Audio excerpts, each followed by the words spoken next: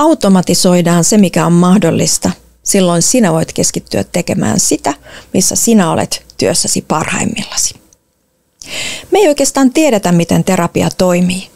Yksi merkittävimmistä tutkimuksessa löydetyistä tekijästä on toki allianssi. Suhde itsessään on parantava.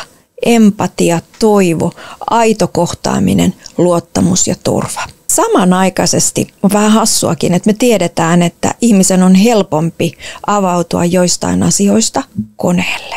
Se aika, joka me vietetään asiakkaan kanssa, on merkityksellistä. Sitä ei kannata käyttää tiedonkeruuseen, vaan ratkaisujen etsimiseen yhdessä.